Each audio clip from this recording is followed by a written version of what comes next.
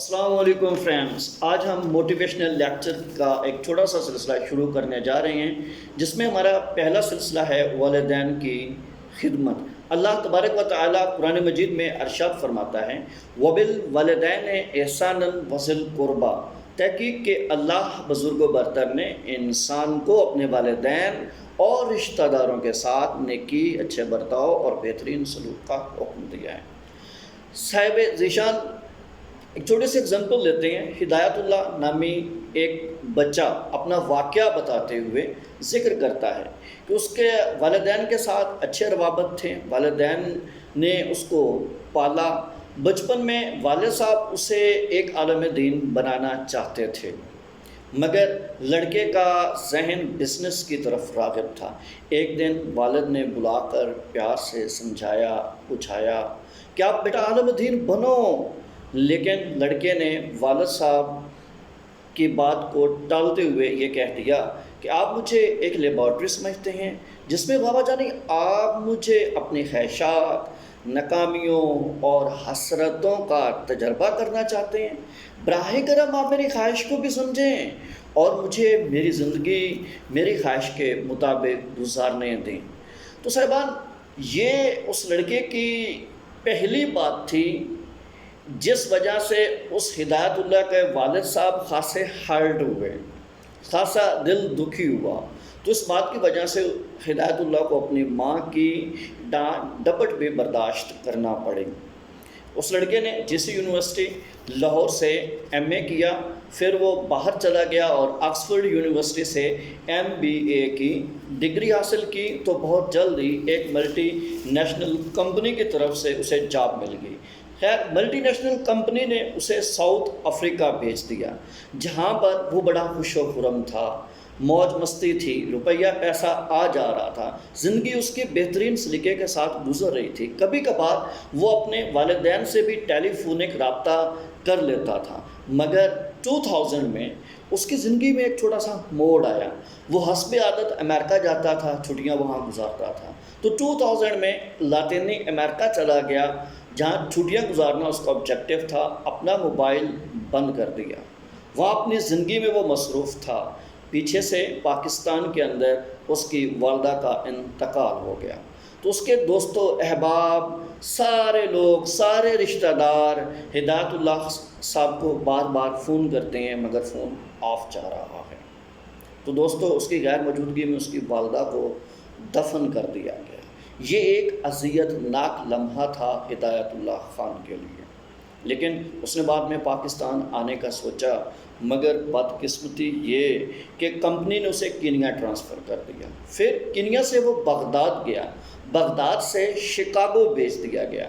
گویا کاروباری سلسلہ میں نہ تو وہ اپنی والدہ کے چہرہ کی زیارت کر سکا، نہ ہی وہ اپنے اہل و احباب کے پاس آ سکا، اور نہ ہی اسے والدہ کی پاکستان آ کر، وطن آ کر فاتحہ خوانی کرنے کا شرف بھی حاصل نہ ہو سکا۔ خیر، ان دنوں جب والدہ کی ڈیتھ ہوئی، ایک خوشگوار اور واقعہ پیش آیا۔ اس کا جونیئر ملازم تھا، ہندو تھا، جونیئر تھا اس سے۔ اس نے 6 ماہ کی چھٹی کی درخواست دی، تو ہدایت اللہ خان نے چھٹی لینے کی وجہ پوچھی۔ بتایا گیا کہ ہندو کا والد بوڑھا ہے، غور میں غربت تھی، تنگی میں اس نے پالا، پڑھایا اور آج اس سٹیج پہ پہنچایا گیا ہے، لہذا آج جب کہ وہ امیر ہو چکا ہے، اس کے پاس پیسہ ہے، وہ صاحب استطاعت ہے، تو اپنے والد کو یورپ کی سیر کروانے کے لیے اسے 6 ماہ کی چھٹی چاہیے۔ ہدایت اللہ نے کہا، آپ یار اتنی اچھی ملازمت، صرف والد صاحب کو یورپ لے جانے کی خاطر آپ چھٹی لینا چاہتے ہیں؟ تو ہدایت اللہ نے اس سے ڈس ایگری کیا اور چھٹی کینسل کر دی تھی۔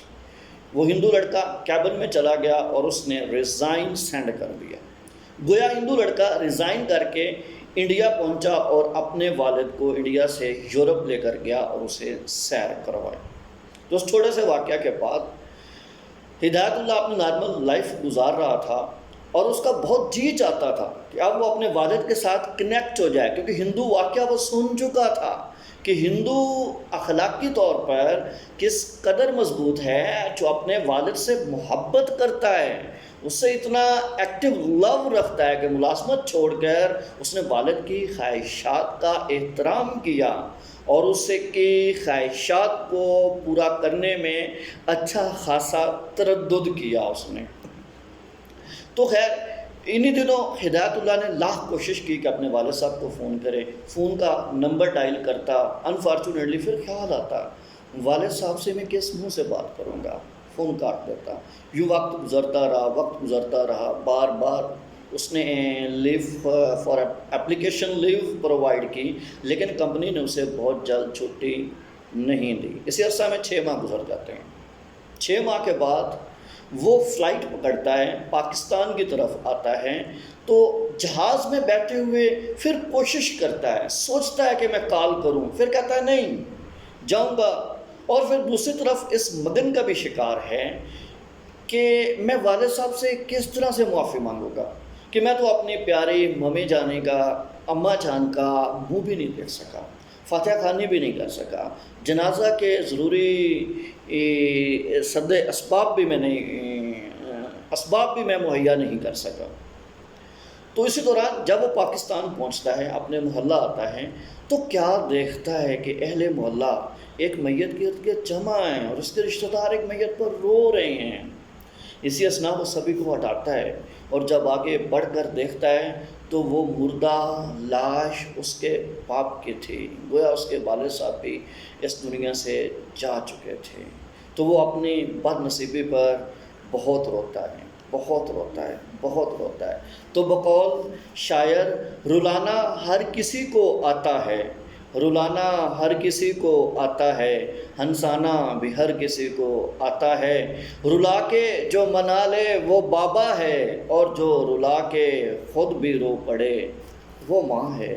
تو میری آج کل کی نوجوان نسل سے ایک گزارش ہے، تمام بچوں سے، تمام نوجوانوں سے گزارش ہے، خدا را والدین کی قدر کریں، وہ دھوپ چھاؤں کیا سب کچھ ایک طرف رکھ کے آپ کی پرورش کرتے ہیں۔ اور افسوس بیٹا یورپ میں جاتا ہے، فون کالز نہیں اٹینڈ کر سکتا، افسوس بیٹا ان کی فاتحہ خوانی نہیں کر سکتا، افسوس بیٹا والدین کے لیے کچھ بھی نہیں کر سکتا۔